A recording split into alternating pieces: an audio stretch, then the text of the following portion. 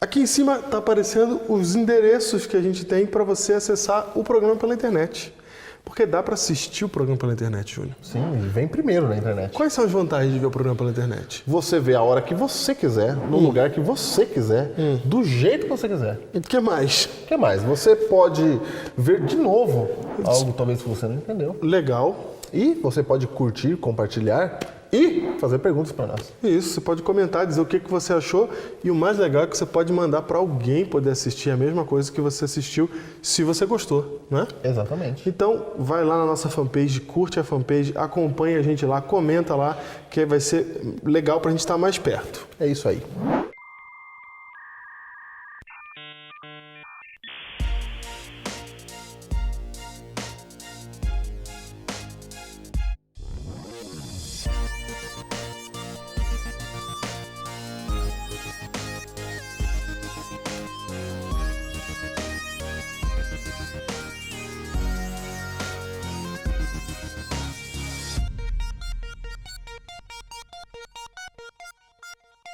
Diego, a Bíblia está cheia de advertências e orientações com o nosso relacionamento com o mundo. Certo. E mundo aqui eu estou falando daquilo que não é igreja.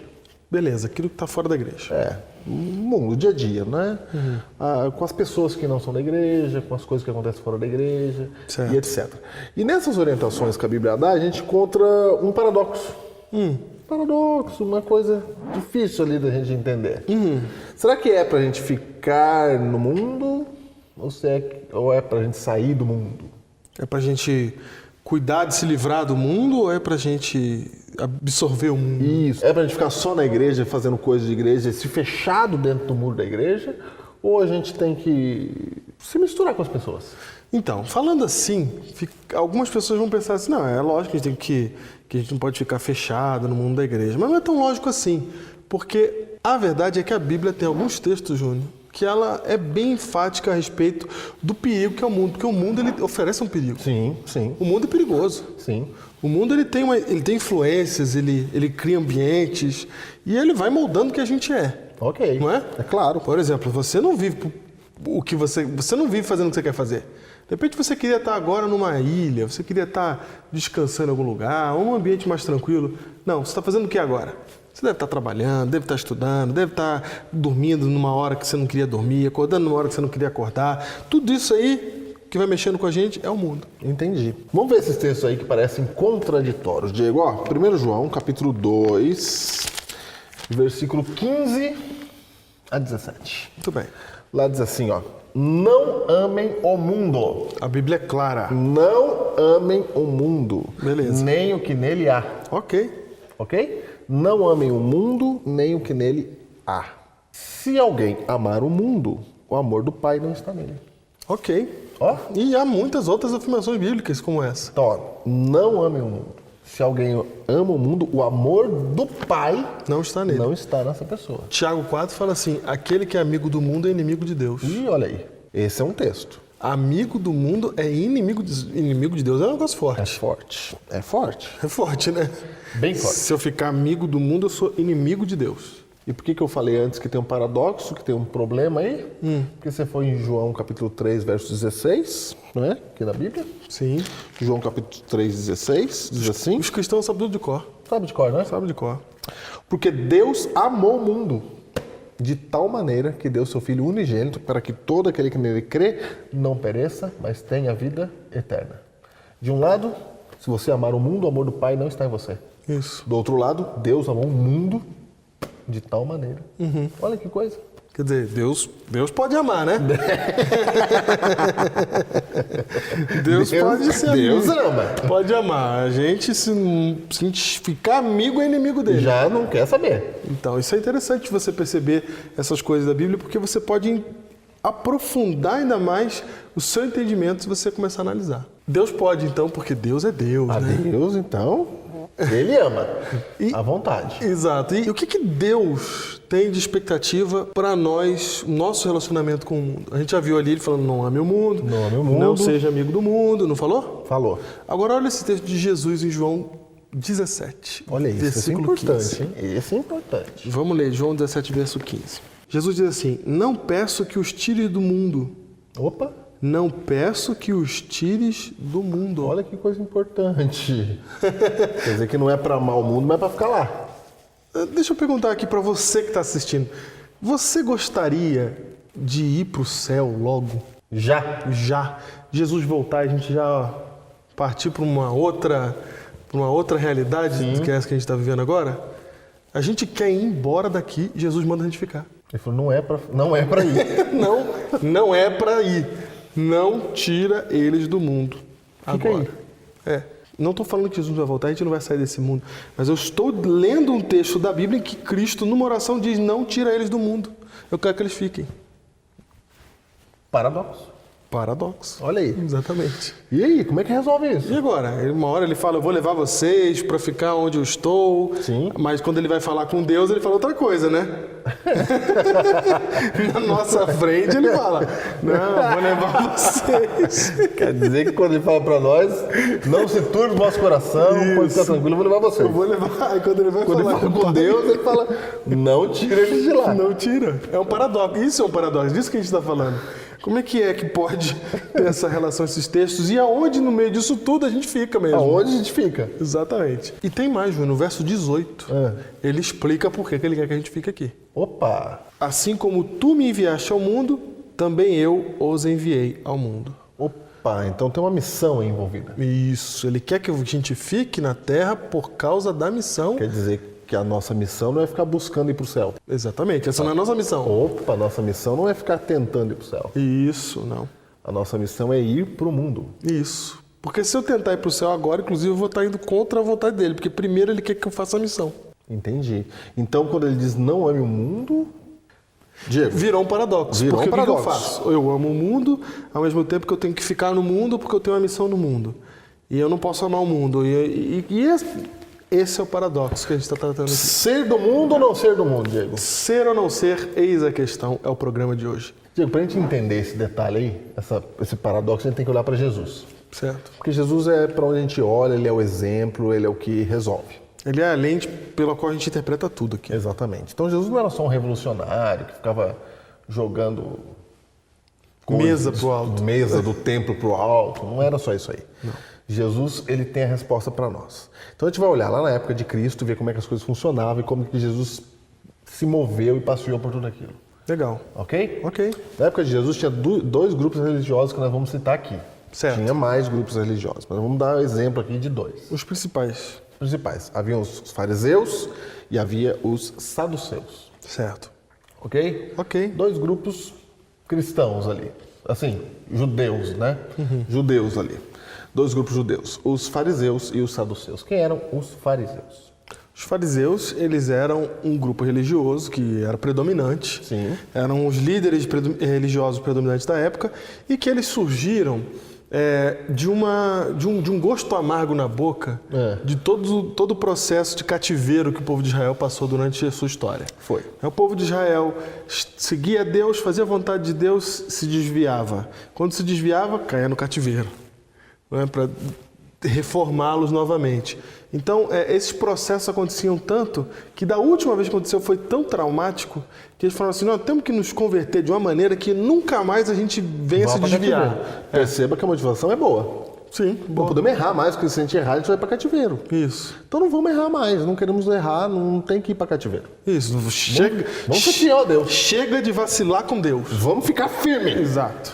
E aí eles ficaram firmes. Aí eles criaram um monte de regras para impedir, inclusive, que outros pecassem. Porque assim, ó, Júnior, eu posso fazer tudo certinho e aí o resto se perverte e todo mundo sofre. Porque vai todo mundo pro cativeiro. Vai todo mundo pro cativeiro. Então não é só eu que tenho que me converter. Não, eu tenho que me converter, todo mundo tem que se converter e todo mundo tem que vigiar todo mundo para que ninguém vacile aqui e a gente não vá parar no cativeiro. Vai vendo. Olha aí. Então a gente cria uma série de regras, inclusive regras que nem existem na Bíblia, mas que, na minha opinião, vão deixar as coisas mais do jeito que precisa ser para a gente não falhar, para a gente não errar. Porque o princípio que eles estavam buscando é o seguinte, se a gente fizer tudo certo, Deus vai estar conosco. Isso. Mas só que não adianta eu fazer tudo certo.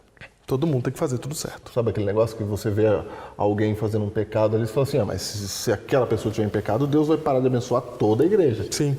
Era essa a ideia. Então os fariseus faziam isso. E aí o mundo, atacava isso, né? Atacava a identidade deles, judaica, de povo de Israel, porque outros comportamentos, outras influências vindas de fora podiam mexer nisso. Mexer e afetar. Exatamente assim que o povo de Israel se desviou todas as vezes, né? Era influenciado por outros povos, influenciado por outras práticas, saíam da sua prática original. Entendi. Então os fariseus falaram assim, vamos manter a prática original, não vamos deixar que a influência externa afete a gente. E eles criaram vários rituais, vários símbolos, várias regras para manter o povo fiel a Deus. E judeu. Entendeu? Não é? Então é como aquela pessoa que tem uma vidraça, uma janela de vidro, apontando para uma paisagem muito bonita. E com o tempo eles param de olhar para a paisagem e ficam cuidando da vidraça. Para não deixar sujar, para não deixar... O importante é a pessoa ser o vidro. Sim. E não a paisagem em si. E aí, Júnior, quando Jesus entra em cena, ele choca esse sistema farisaico de pensamento. Entendi. Porque o fariseu está ali se trancando num casulo para nada afetar de fora para dentro, né? E aí eles têm as regrinhas deles para que isso continue sendo assim sempre. E aí vem Jesus e começa a fazer um negócio um pouco diferente. Fora da caixinha, vamos dizer assim. Percebeu que a paisagem é Jesus, a vidraça, o vidro são as regras deles. Sim, perfeito. Eles dão mais valor para o vidro do que para Jesus, que era a paisagem que eles deviam. Que é exatamente o que eles estavam esperando esse tempo todo como religião. Aí Jesus vem e eles não percebem. Exatamente. Eles começam a atacar Jesus. Porque eles estão preocupados com a tal Para dizer, se torna uma doença autoimune. É isso mesmo. Eles começam a atacar o próprio corpo. Exato. E Jesus, como ele não se encaixa nas regras que eles se impuseram, ele é visto como liberal. Ah, entendi. Porque as regras estavam funcionando ali para manter o povo rígido. E aí vem Jesus fora dessa rigidez, né? E aí eles começam a ler Jesus como liberal. Entendi. Tanto for rígido, ficou bom, né? Aí Jesus falou, tô chegando. Vocês ficaram tanto tempo sem cadeira, agora eu vou. Aí, opa, não. Vamos ficar aqui, no quadradinho. Agora, Diego, os saduceus eram diferentes. Os saduceus, eles tinham uma dúvida na cabeça deles. Se a gente é o povo de Deus, por que Roma domina? Por que a gente está aqui afligido por Roma, por uma cultura pagã sobre nós? Como é que funciona? Entendeu? Entendi. Assim, por um lado, tinham os fariseus querendo se trancar dentro do seu mundinho. Sim. Por outro, os saduceus estavam se abrindo porque eles estavam se rendendo ao pensamento externo. Pensando assim, a gente fica o tempo todo no nosso mundinho, mas afinal de contas, cadê o Messias que não vem? E a gente aqui tá debaixo da tutela de Roma. Sim. Será que não é isso que Deus quer? Que a gente fique assim mesmo? Será que não é? Eles começam a trabalhar... Quem sabe a gente pode influenciar Roma por aqui. Isso, já começam a trabalhar no pensamento de conformismo. Enquanto o fariseu ele se tranca para não se conformar com nada que vem de fora, e ele vive no mundinho dele a despeito do que aconteça do lado de fora, o saduceu ele começa a se abrir para o lado de fora, porque ele não consegue ficar sem lidar com esse paradoxo, com essa dissonância cognitiva, né? Somos o povo de Deus, mas não estamos sob o controle do povo de Deus. Quem nos controla é um povo pagão. Entendi. Não é? Então eles começam a trabalhar essa diferença de Jesus falou que vai voltar, mas não voltou ainda, né? No nosso caso aqui, trazendo para os dias de hoje. Entendi. Né? Então eles falam assim, eu tenho que sobreviver, eu tenho que viver minha vida. Né? Não é? Eu estou aqui, a vida é assim que funciona. Então eu acho que é melhor eu trabalhar no funcionamento da vida aqui e aproveitar o melhor que tem aqui, porque... Então eles começam a assimilar a cultura pagã.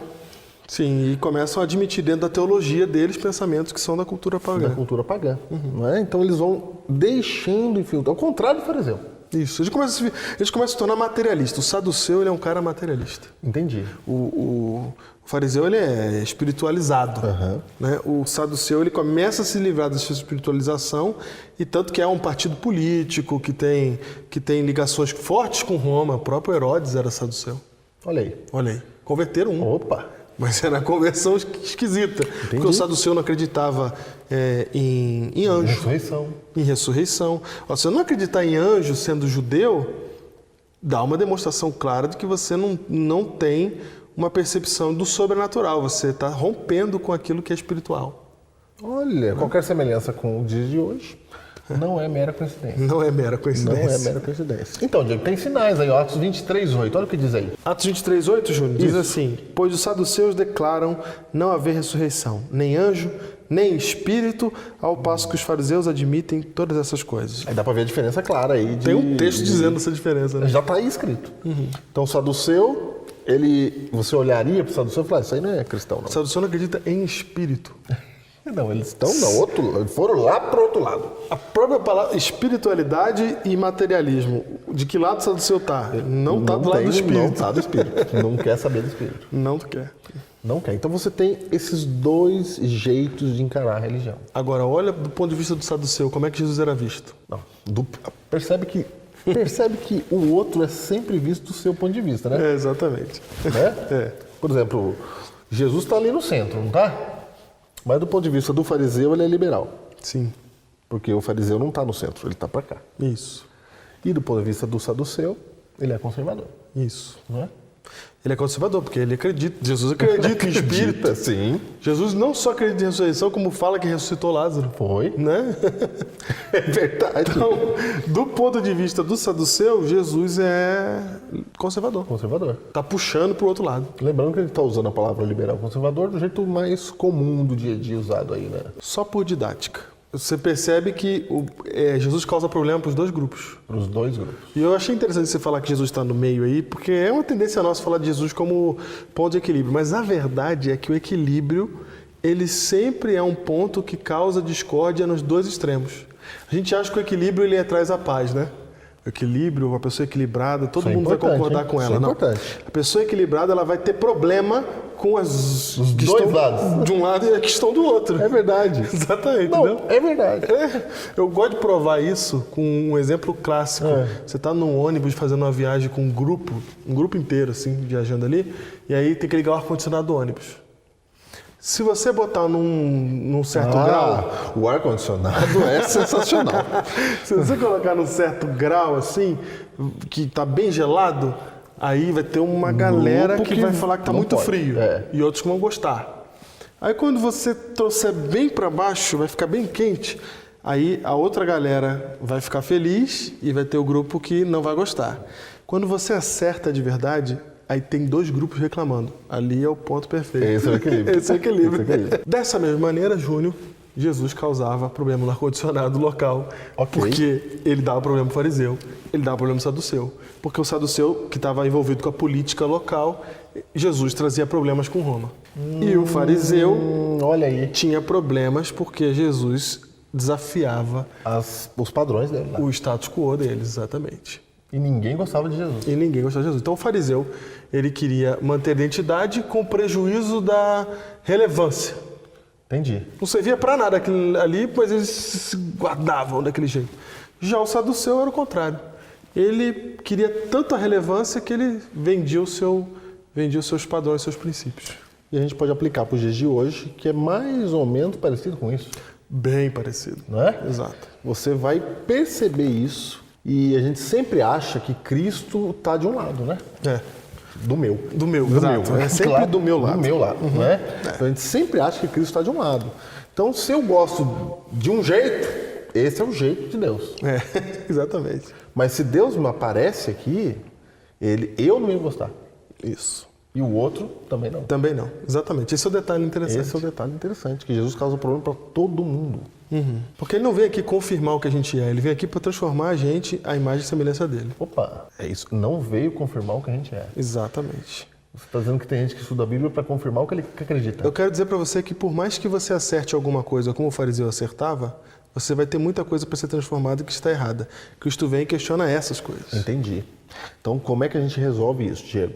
A gente, então, está no mundo, a nossa missão é ir para o mundo. E aí? E agora? Como é que a gente vai fazer? A gente faz igual o fariseu e se tranca no nosso cantinho, ou a gente faz igual o saduceu e se abre e absorve o mundo? Entendi. Então, como é que é?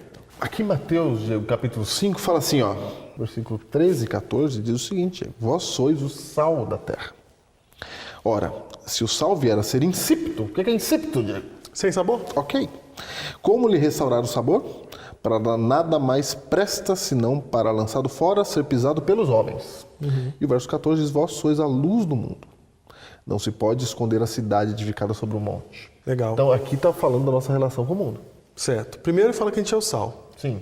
Então, o sal serve para fazer o quê? Para dar sabor? Para dar sabor. Então o sal, a gente até já falou isso em outro programa, o sal ele é um agente de transformação. Uma coisa tem um gosto, na hora que o sal entra em cena, tem outro gosto. Sim. Certo? Então o sal, ele faz uma coisa que era de um jeito virar outra. E o sal, Júnior, ele... Como é que você põe sal na comida? Como é que é normalmente que você põe sal na Você comida? põe um pouquinho assim. Você põe um pouquinho assim? Põe um pouquinho assim. Mas como é que é? Você põe tudo num cantinho assim, põe um montinho de sal no canto e vai esfregando o alface ali? Como é que Não, é? isso aí você faz com Esse- mostarda. Com mostarda, né? batata. Isso. É. Sal não. Não, sal você põe Sal você faz... e joga assim. Espalha, né? Espalha. Espalha. Espalha. Perceba, o sal é para ser espalhado. O sal não fica no cantinho. O sal não foi feito para ficar num cantinhozinho. Não, os fariseus eram no cantinho. Exatamente. Os fariseus no cantinho. Os fariseus eram sal no saleiro. Sal no saleiro no cantinho. Sal no saleiro. Sal no saleiro faz o quê? Resolve o quê? Transforma o quê, sal no saleiro? Nada. Nada. Nada. Nada. Então, não adianta ser sal no saleiro. Tem que ser o sal tem que ser espalhado para poder causar transformação. Se a gente é sal da terra, a gente tem que estar espalhado aonde, Júnior? Na terra. No mundo, na terra. Júnior, só que Jesus fala um negócio engraçado, ele fala assim, sal que não tem sabor serve para ser pisado. É. Você já pisou sal alguma vez? Não, eu não sei que negócio de pisar sal. Então, eu também não sabia não, até eu descobri por que Jesus fala isso. Na neve, você põe na rua para acabar com a neve, o sal? Exatamente. Ah, é? É, porque o sal que não tinha gosto, o sal era retirado lá do Mar Morto, da região do Mar Morto. E alguns pedaços desse mineral, algumas porções, não dava para salgar a comida. Não Falhou. tinha sabor. Falhou. Falhou. Esse sal ficava guardado no canto do templo, porque eu não sabia disso até estudar, Jerusalém neva no inverno. Ah, neva? Neva. É deserto, mas neva. Vê aí, você procura aí. Pode no Google, procurar. que eu não procuro. Neva? Jerusalém neva. Não só neva, quanto o sal era guardado dentro do templo no cantinho, porque as pessoas andavam no pátio do templo e quando nevava, como é que ficava o chão, Júnior? Ficava cheio de neve. Exatamente, escorregadio. E o sal é o que tira a neve. Então, o sal que não tem sabor, ele era usado para ser jogado no chão, para derreter a neve e as pessoas poderem andar. Mas o que Jesus está dizendo aí, tanto materialmente como espiritualmente, é que quando o sal não tem sabor, quando o sal não transforma, quando não serve para nada, ele está dentro do saleiro só, o cristianismo ou a religião que não traz transformação de fato, ela vira piada para os homens, ela serve para ser pisada pelos homens. Quer dizer que o sal no saleiro lá não serve para nada, né? Era o fariseu. Fariseu. O saduceu, ele não tinha sabor. Não tinha sabor. Perdeu o sabor. Exatamente. O fariseu tinha sabor. Era sal, porque Era sal. era judeu. Sim, era sal. Mas perdeu o sabor, vira estrada. Isso. Vira estrada Para o homem pisar em cima. e vira político. É isso. Vira político. Então, como é que a gente fica no centro? Como é que a gente age? A gente age da seguinte forma, Diego. A gente tem que imitar Jesus. Como é que Jesus trabalhava? Antes de falar de Jesus, vamos falar de Paulo. Paulo chegou em Atenas. Atenas, como é que era Atenas? Cheio de deuses. Cheio de Deus, etc. Ele podia quebrar tudo. Podia falar que era tudo. Podia. Deus errado, Deus errado, Deus errado, Deus errado. Deus errado. Mas não. Mas não, ele olhou pelo lado positivo. Paulo chegou e falou assim, vejo que vocês são muito religiosos. Olha aí. Não é? Ele cita os poetas gregos. O que ele está fazendo? Ele não joga tudo fora a cultura grega. Não.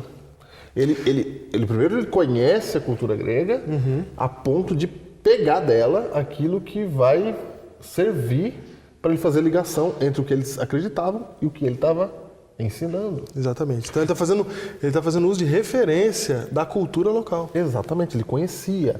Se fosse fariseu ali, embora Paulo fosse fariseu, né, mas já estava convertido, né? Se fosse o fariseu que a gente descreveu no programa todo, o que ele falou? Ele ia jogar tudo fora. Ele nem ia em Atenas. Sim. Não ia nem conversar com Atenas. Sim. Então, a gente precisa ir. Sim, a gente tem uma Mas missão. ir de forma intencional. Perfeito. Entendeu? Inclusive Jesus usava elementos da cultura também, quando usava parábolas, quando Jesus contava histórias que eram elementos culturais. É isso mesmo. E eu vou citar um texto escrito no livro Evangelismo, página 140, um livro da nossa igreja. Certo? Certo? Diz assim, ó, concordai com o povo em todos os pontos em que podeis coerentemente assim fazer. Vejam eles que amais sua alma e quereis, tanto quanto possível, estar em harmonia com eles. Ó, Ou seja, não é deviam para eu perceber ficar isso. encrencando. não. Não é para eu buscar encrenca. Não é para eu ficar olhando e pontuando o que está errado, o que é diferente. No que eu puder, eu conseguir me harmonizar melhor. Melhor. Mas tem que ser de maneira Coerente com o Evangelho. Com o Evangelho, claro. Não posso me vender como os saduceus fizeram. Claro. Sabe por quê? Porque nós somos todos filhos de Deus. Sabe o que quer dizer isso? Que em cada pessoa tem algum sinal de Deus nela. E o cristão, a missão dele é identificar no que não é cristão o parentesco com Deus, a filiação de Deus. Quando a gente olha para quem não é cristão, a nossa missão é olhar para ele e descobrir nele o que ele tem ali que demonstra que ele veio de Deus. Então é para isso que a gente foi chamado. Não para desprezar as pessoas, mas para a gente ver Cristo nas pessoas. Porque se todos somos filhos de Deus, todos temos algum sinal de filiação com esse Deus Todo-Poderoso. E Jesus nos manda fazer isso, a nossa missão é essa, nos misturar com as pessoas e mostrar para elas que elas têm um Deus como Pai, e isso está refletido em alguma coisa que ela tem ali, na vida dela. Tem um detalhe nesse paradoxo, Júnior, que é a mesma palavra mundo, ela tem duas semânticas aqui. Quando Deus fala mundo, ele está se referindo às pessoas, porque ele veio para salvar as pessoas, ele ama as pessoas. Se a gente sair daqui, se a gente for tirado daqui e as pessoas ficarem, não vai adiantar. Entendi. Nós temos que ser sal para transformar as pessoas. E quando a Bíblia condena mundo, ela se refere ao pensamento do mundo, ao jeito do mundo de pensar, ao status quo do mundo. Então quando fala aquele que ama o mundo, está falando do pensamento do mundo. Do pensamento. Ela não quer que você se infecte com o pensamento do mundo, mas quer que você ame as pessoas. Aquilo que os fariseus e saduceus não puderam fazer. Não conseguiram. Exatamente, porque um se infectava com o mundo, que era o saduceu, e o fariseu, ele se isolava do mundo e deixava as pessoas se perdendo. Então a gente tem que conseguir esse equilíbrio.